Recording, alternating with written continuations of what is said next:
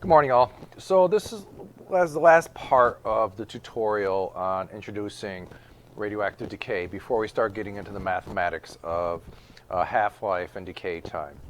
So it's just a little bit more details that is especially important for anybody who is in the IB diploma. This is stuff that you can be tested on. This is some extra stuff.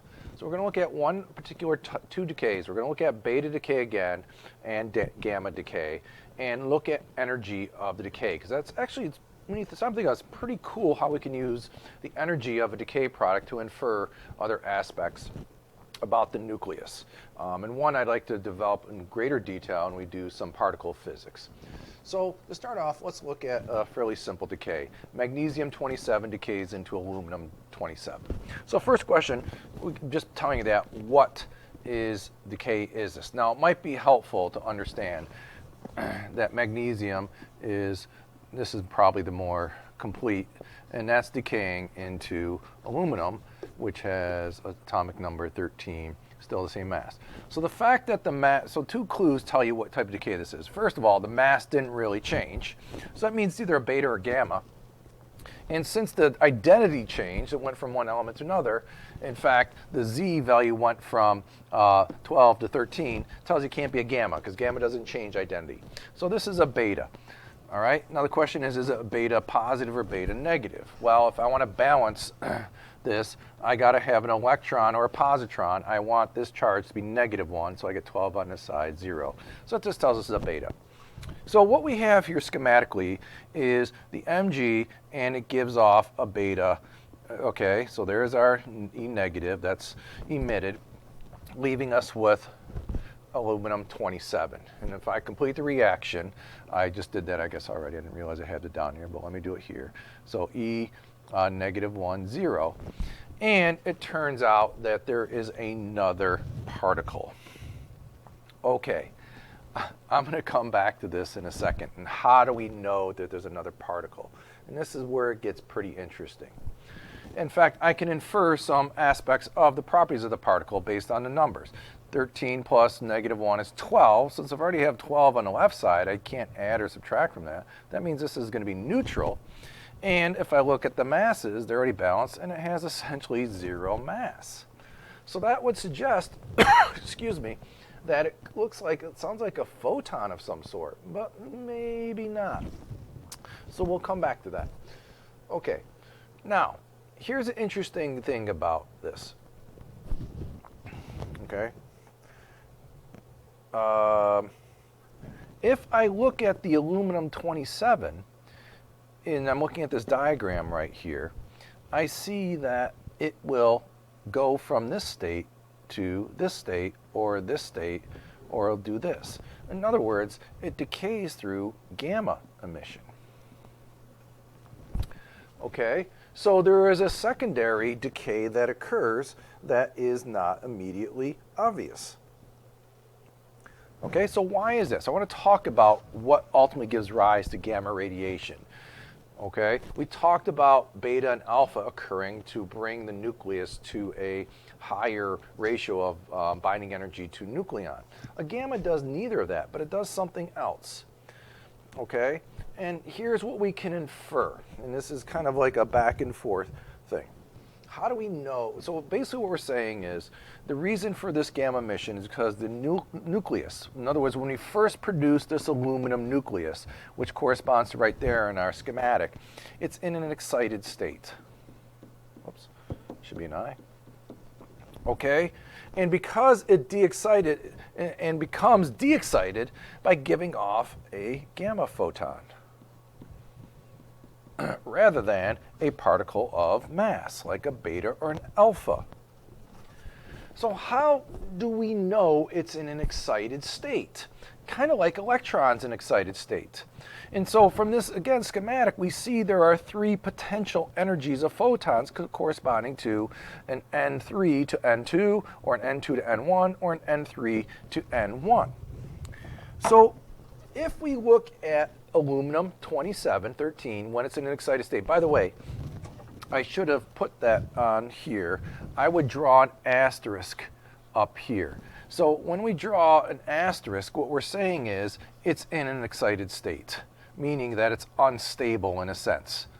Okay, not unstable, they also want to change this nuclear content, but it wants to go from an excited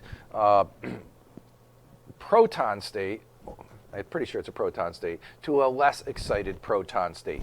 Again, very similar to electron states for the rest of the atom. So how do we know that the gamma is associated with these excitations? Because when we looked at the energy spectrum of the gamma rays coming from an excited aluminum-27, which we got from a decay of a magnesium-27, it always showed sharp peaks, indicating specific energy levels. So if I look at the gamma spectrum for this particular isotope, I see a peak here, I see a peak here, and I see a peak there. Okay? And in fact, if on the x-axis, this is, I'm trying to think, wavelength, right? I think this is wavelength. This would occur from, right? So, right, if we look at these transitions here, we see we have two large transitions and a small transition, right? This is a small transition, which means small energy, which means long wavelength. So this is from 3 to 1. This is from the biggest energy is, I'm sorry, this is 3 to 2. The biggest energy would be this one, which is the shortest wavelength, 3 to 1, and then this would be 2 to 1. So in other words, when we look at the energy spectrum of a decayed particle, if it shows distinct peaks, okay, then we know that there is one particle and it's in an excited state. Now, on the other hand, if we look at the beta energies, so let's go back to the original decay, right? We went from Mg to aluminum, and we said that's because there was a beta particle, okay? If we look at the energy spectrum right here, now this isn't for that particular one, but it's just another beta decay for bismuth, it doesn't matter, I get a curve that looks like this. In other words, there is a spectrum of energies. There's not distinct energies, and that tells us something really important. It's very subtle, so pay close attention to what I'm about to say, and if you're still not making a conceptual connection, that's something we need to talk about in class, because we're going to use this before. It's like I said, a powerful tool, and tells us something that's not immediately obvious. So on this first bullet, on the other hand, the beta spectrum looks very different. Okay, so we don't have a discrete spectrum, we have a continuous spectrum. In other words, the beta particles that come out of the nucleus of whatever parent particle we're talking about, continuous, indicates that the emitted energy is being shared between at least, and it could be more, two particles.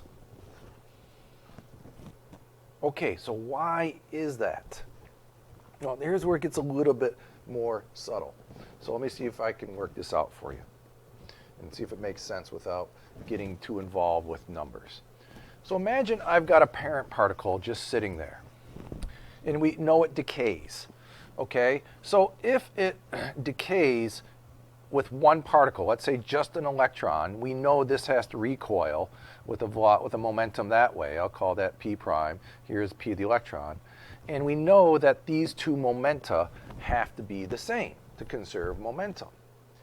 And at relativistic energies, which these will be at, if they're at the same momentum, then their energies have to be the same. Or I shouldn't say they have to be, the energies won't be the same, but the energy of one over the energy of the other, right, the big guy to the little guy, has to be some constant value.